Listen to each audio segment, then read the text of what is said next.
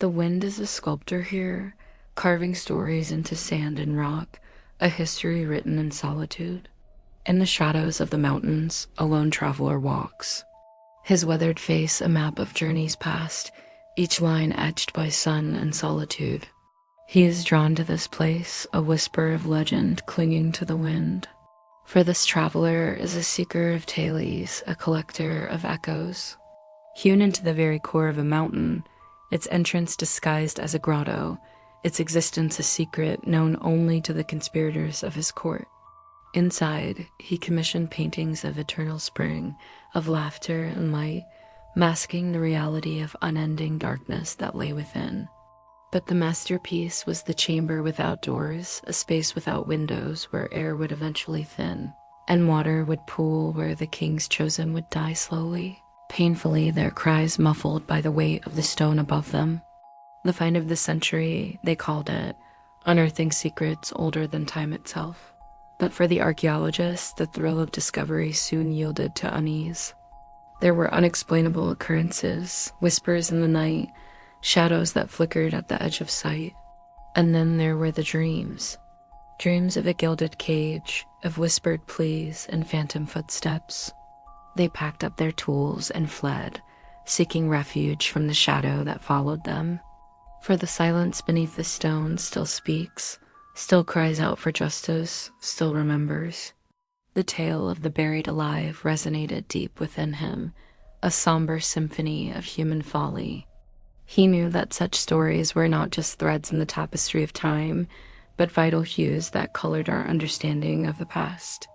He understood that true wisdom lay not in accumulating tales, but in sharing them, ensuring that the voices of the silenced found resonance in the hearts of the living.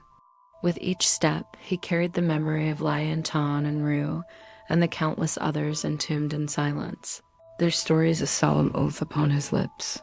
He would ensure their voices echoed, not in the halls of a forgotten dynasty, but in the hearts of those who listened. For the silence beneath the stone deserved to be heard, and it was his duty to lend it his voice. The tale of the buried alive is more than a story.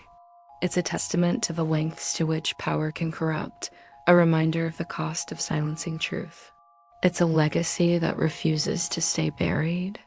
And as the centuries turn, it continues to echo, reminding us that sometimes the dead have stories left to tell, and their voices, once unheard, deserve to be amplified. The tomb was sealed once more, cut off from the prying eyes of the world, yet the curse was abroad, slithering through the veins of the earth, weaving its way into the lives of the unsuspecting. He seeks the song of silence, a melody hummed beneath the earth, beneath the stone, the tale of a king's folly and the price of silence. In his journal, now a fragile relic of a forgotten horror, he wrote, "The silence here is a living thing, pressing against our excavations like a shroud. It is a silence that begs to be heard, that screams without making a sound." But the world was more intrigued by the golden treasures, by the glimpse into an opulent past than by the warnings carried on the wind. Tian, the poet-scribe, whose verses touched the emperor's soul. With each passing visitor, the boundary between the living and the dead seemed to blur. Objects moved from their displays, whispers echoed in the corridors, and the shadow of a cloaked woman appeared and disappeared at the edge of vision. People dismissed it as imagination, a byproduct of the dark tales surrounding the tomb. But the silence held its own truths. Whispers died into screams as the heavy doors rolled into place, sealing their fate, sealing their silence. For the first time in centuries, the curse walked among the living. Victims were few, but carefully chosen, those connected to the tomb by blood, by profession, or simply by proximity. The deaths were tragic, sudden, and always mysterious. No cause could be found, no culprit identified, leaving behind a trail of grief and suspicion. The lines are haunting, the rhythm echoing the steady beat of a fading heart. Orchid petals fall, one by one, like tears on the king's silent face. My ink will dry, my verses cease, yet my soul will remember this place, His voice grew hoarse, then stilled. The last witness to the ritual was the mountain god, or so the legends say. His presence invoked to ensure secrecy, his essence bound to guard the tomb. None emerged alive from the mountain's embrace. None bore witness to the horror unfolding within. The king, his courtiers, his concubines, they all vanished into the belly of the mountain, leaving nothing but unanswered questions and a silence that seemed to swallow the world whole. The king was laid to rest amidst the stench of blood and sandalwood, surrounded by his doomed courtiers. Lanterns were lit, fueled by whale oil, their flames destined to burn eternally, casting grotesque shadows on the chamber walls. Each step closer to the pyre was another layer shed from their humanity. Veils were removed, hands were tied, mouths gagged, memories choked off. Then came the final descent, the moments before the plunge into eternal night. And Ru, the eunuch who had served him since birth, whose loyalty knew no bounds. Each was deemed worthy, each was deemed expendable. This is the story he heard, the story of the buried alive.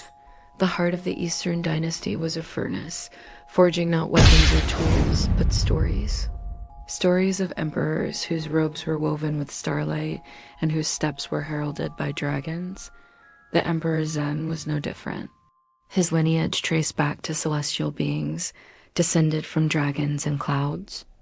They spoke of an ancient practice, a ritual known as Xianzan, or the burial of the living.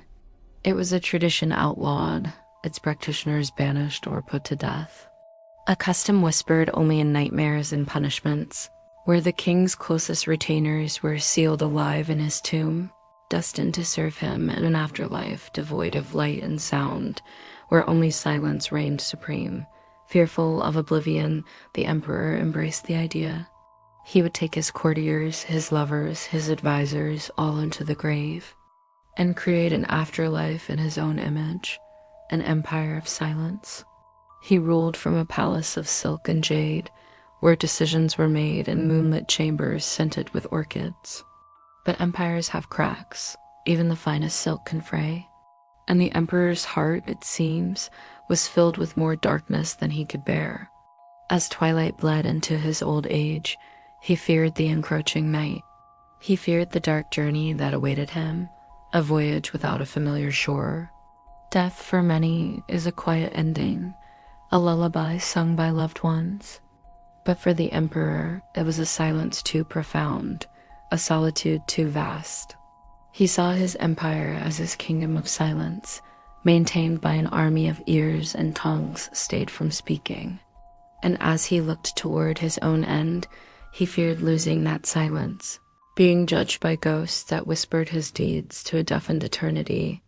Then came the whispers to him, voices of concubines and eunuchs, guards and ministers, whispering promises of solace, of a silence eternal. The tomb was a monument, a testament to his madness. He chose the fairest, the most favored, including Lena, his young concubine, whose laughter once echoed through the palace halls. When the day came, they were led to the mountain, veiled eyes stumbling into darkness.